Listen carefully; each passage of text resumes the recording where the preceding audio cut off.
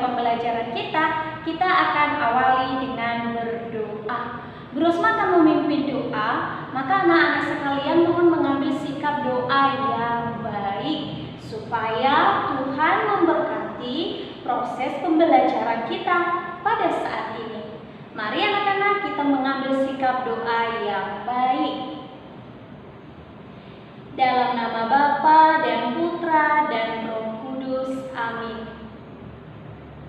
Bapa yang maha baik, maha pengasih, dan murah hati, kami bersyukur kepadamu atas hari baru yang telah Engkau berikan kepada kami. Dan kami juga bersyukur ya Bapa, Engkau telah memberikan kami kesempatan untuk bisa belajar. Ya Bapa, sekarang kami mohon berkat-Mu, kiranya Engkau memberkati kami semua, sehingga kami dapat belajar dengan baik. Terpujilah nama-Mu ya Bapa, kini dan sepanjang masa. Amin. Dalam nama Bapa dan Putra dan Roh Kudus. Amin. Nah, anak-anak, setelah kita selesai berdoa, kita mau membahas materi apa sih pada kesempatan kali ini? Nah, materi kita ialah ketika Allah bercermin. Pernahkah anak-anak bercermin? Tentu. Apakah pada saat kisah penciptaan Allah itu mempunyai cermin seperti yang sering kita gunakan pada saat ini? Pertanyaan ini mungkin membingungkan, tetapi kita akan melihat secara jelas nanti dalam kitab Kejadian 1 ayat 26 sampai 28. Tujuan pembelajaran kita ada 4 poin yang harus kita dalami dan harus anak-anak pahami. Nah, mari kita melihat tujuan pembelajaran kita yang pertama. Tujuan pembelajaran kita yang pertama ialah anak-anak harus mampu memperjelas atau menjelaskan ciri-ciri laki-laki dan perempuan. Tujuan pembelajaran kita yang kedua ialah nanti anak-anak harus mampu menjelaskan makna manusia sebagai citra Allah. Yang ketiga, kita mau melihat nanti apa saja keunggulan atau yang membedakan manusia dengan ciptaan Tuhan yang lain. Yang terakhir anak-anak yang harus anak-anak pahami ialah anak-anak harus mengetahui dan mampu menjelaskan apa yang menjadi tugas manusia sebagai citra Allah. Nah, sekarang mari kita memperhatikan gambar berikut ini. Ketika kamu bercermin, apa yang kamu lihat? Nah, ketika kita bercermin, tentu yang kita lihat ialah diri kita, wajah kita, rambut kita, tangan, mata, hidung, telinga, semua dapat kita lihat. Akan tetapi di balik itu anak-anak, ketika kita bercermin, ada beberapa hal yang bisa juga kita lihat. Misalnya, kita mampu menemukan persamaan kita dengan orang tua. Misalnya, wajah kita mungkin yang mirip dengan papa atau mama. Nah, itulah yang kita temukan ketika kita bercermin. Nah, sekarang kita mau melihat ketika Allah bercermin, apa yang dilihat oleh Allah? Menciptakan sesuatu yang baru dalam rupa manusia laki-laki dan manusia perempuan. Allah itu menciptakan kita sungguh baik adanya. Nanti kita akan melihat itu dalam kitab Kejadian 1 ayat 26 sampai 28. Berikutnya mari kita melihat ciri-ciri fisik perempuan dan laki-laki. Oh, kita lihat ciri fisik laki-laki itu cenderung kalau sudah dewasa itu dominan lebih banyak berkumis, ya kan? Kemudian memiliki jakun. Jakun ini berguna untuk perubahan suara yang biasanya waktu kecil suaranya sama dengan anak perempuan kecil, halus. Nah, ketika sudah dewasa berubah suaranya menjadi lebih berat. Dan yang ketiga itu ialah tubuhnya berotot atau kekar. Nah, kebanyakan fisiknya laki-laki itu tubuhnya kekar. Nah, sekarang kita lihat nih, apa sih juga yang menjadi ciri fisik perempuan? Kalau perempuan, anak-anak, kulitnya itu cenderung lebih halus, kemudian suaranya lebih lembut. Ya, coba kamu bandingkan suaramu dengan suara kakak di rumah ketika berbicara, atau suara papa mungkin untuk anak-anak perempuan.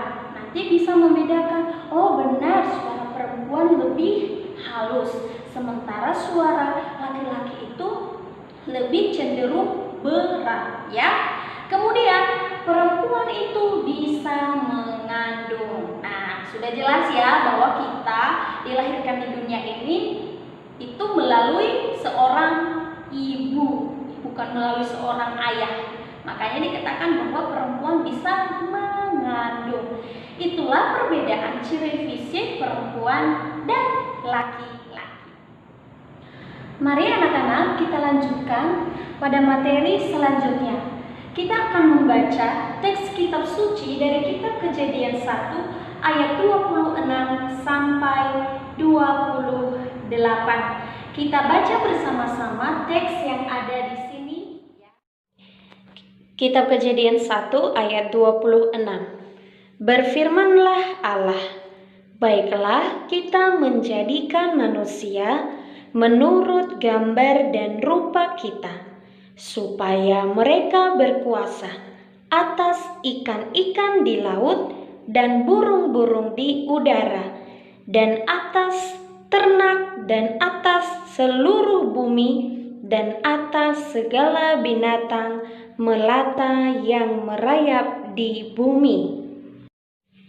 Kitab Kejadian 1 ayat 27. Maka Allah menciptakan manusia itu menurut gambarnya. Menurut gambar Allah diciptakannya dia, laki-laki dan perempuan diciptakannya mereka. Kitab Kejadian 1 ayat 28. Allah memberkati mereka, lalu Allah berfirman kepada mereka, beranak cuculah dan bertambah banyak, penuhilah bumi dan taklukkanlah itu, berkuasalah atas ikan-ikan di laut dan burung-burung di udara, dan atas segala binatang yang merayap di bumi.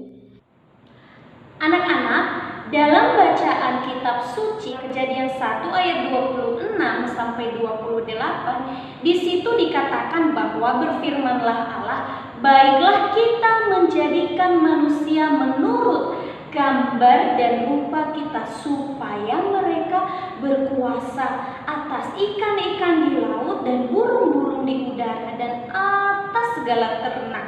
Maka Allah menciptakan manusia itu menurut gambarnya. Nah, begitu ya anak-anak.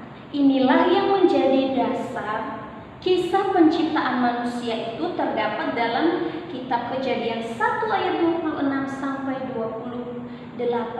Disinilah letak judulnya kita, ketika Allah bercermin. Ia menciptakan manusia laki-laki dan perempuan. Maka jangan bingung ketika ditanya apa maksudnya ketika Allah bercermin. Ketika Allah bercermin, Ia menciptakan manusia laki-laki dan perempuan yang sama seperti rupanya. Berikutnya mari kita melihat materi kita, yaitu makna manusia sebagai citra Allah. Nah, apa sih yang menjadi makna manusia sebagai citra Allah ini? Kita tahu bahwa manusia laki-laki dan perempuan itu diciptakan oleh Allah. Maknanya apa? Supaya kita mampu berperilaku seperti Allah sendiri. Maka manusia juga harus seperti Allah, tidak boleh membenci sesama. Apalagi seperti yang ada pada gambar ini, berkelahi, ya kan? Terus mencuri, mengejek. Harusnya seperti apa yang harus sesuai dengan perilakunya kita. Misalnya memberi sedekah kepada orang miskin seperti yang ada pada gambar ini. Menolong jika ada teman yang jatuh. Itulah sikap-sikap baik yang seharusnya kita lakukan supaya apa? Kita mirip atau kita berperilaku seperti Allah. Sekarang mari kita melihat materi kita. Keunggulan manusia sebagai citra Allah dibandingkan dengan makhluk yang lain. Di sini ada 3 anak-anak yang harus kita pahami. Yang pertama, memiliki daya cipta. Yang kedua, memiliki rasa. Dan yang ketiga, memiliki karsa. 3 hal ini yang menjadi perbedaan kita dengan makhluk yang lain. Kita memiliki daya cipta, rasa, dan karsa. Nah, ketiga hal ini apa artinya? Apa maksudnya? Berikut Bu Rosma jelaskan. Memiliki daya cipta. Daya cipta itu artinya kemampuan manusia mewujudkan atau menciptakan sesuatu melalui pikiran. Contohnya apa saja? Suatu hari Bapak Ibu guru memberikan anak-anak sekalian tugas, yaitu melukis sebuah pemandangan yang indah. Tentu kalau kita tidak pernah melihat pemandangan yang indah dan tertanam dalam pikiran kita, otomatis kita tidak bisa berbuat apa-apa. Nah, Allah memberikan kita ingatan, pikiran untuk bisa merekam segala sesuatu dan menciptakan sesuatu yang lebih wow. Yang kedua, memiliki rasa. Rasa atau perasaan, ya, adalah kemampuan manusia untuk bisa merasakan sesuatu yang baik. Misalnya, bisa merasakan bahwa hari ini aku bahagia karena aku mendapatkan nilai yang baik. Nah, bagaimana contoh dari tindakan tentang memiliki rasa ini? Seperti tadi, menolong, ya, tidak membeda-bedakan teman, menghargai mereka yang berbeda suku, agama, budaya, dan bahasa, atau yang berbeda ras dengan kita. Kemudian yang ketiga, memiliki karsa. Karsa artinya kemampuan manusia dalam meraih sesuatu. Contoh dari tindakan memiliki daya karsa yaitu keinginan menjadi tentara, keinginan menjadi bidan, keinginan menjadi seorang pelawak. Nah, ini adalah sebuah keinginan kita sendiri. Nah, Allah memberikan itu kepada manusia supaya apa? Manusia itu mau berkembang. Misalnya, kamu berkeinginan menjadi tentara, tetapi kok rasanya kalau jadi tentara itu susah ya, latihannya berat, harus berlari jauh, saya tidak sanggup. Di situ anak-anak tidak menggerakkan daya karsa yang telah diberikan oleh Allah sehingga tidak berkembang. Ingat, 3 yang membedakan manusia dengan makhluk yang lain ialah memiliki daya cipta, memiliki rasa, memiliki karsa. 3 hal ini harus anak-anak mampu bedakan mana karsa, mana rasa, mana daya cipta. Begitu ya? Nah, mari kita melihat apa yang menjadi tugas manusia. Allah menyuruh manusia untuk berkuasa atas seluruh bumi. Allah juga menyuruh manusia untuk beranak cucu supaya manusia ini terus berkembang. Yang ketiga, Allah juga menyuruh manusia setelah berkuasa beranak cucu. Yang ketiga, yang paling terakhir, Allah menyuruh manusia untuk merawat bumi. Inilah 3 tugas manusia yang harus dijalankan oleh anak-anak sekalian.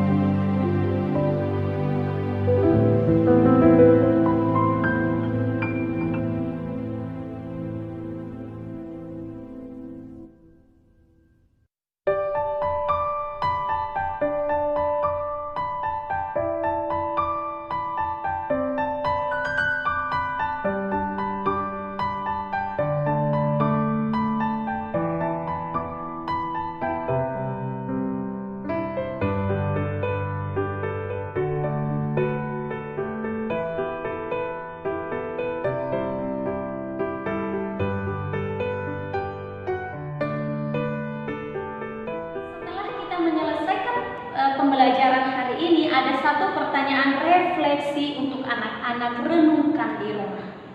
Pertanyaannya ialah, apakah perbuatan saya sehari-hari sudah menyerupai perbuatan Allah? Silakan dijawab pertanyaan ini dalam diri anak-anak sekalian. Jika ya, tetap berbuat baik. Jika belum, harus berusaha untuk berbuat baik seperti sikap Allah sendiri. Nah, anak-anak, untuk itu sampai jumpa pada pembelajaran kita berikutnya. Dan jangan lupa selalu berdoa di dalam hati supaya Tuhan selalu menyertai anak-anak sekalian juga keluarga. Kita tutup pembelajaran ini dengan berdoa. Dalam nama Bapa dan Putra dan Roh Kudus. Amin. Terima kasih Tuhan Yesus, kami sudah belajar hari ini. Semoga kami menjadi anak pintar. Tuhan Yesus, kami rindu belajar dan bermain bersama teman-teman dan semua ibu guru. Jauhkan kami dari virus corona. Lindungi keluarga Aldo, teman-teman Aldo, dan semua guru Aldo dan suster dan semua orang. Terima kasih Tuhan Yesus. Amin. Dalam nama Bapa dan Putra dan Roh Kudus. Amin. Sampai jumpa anak-anak.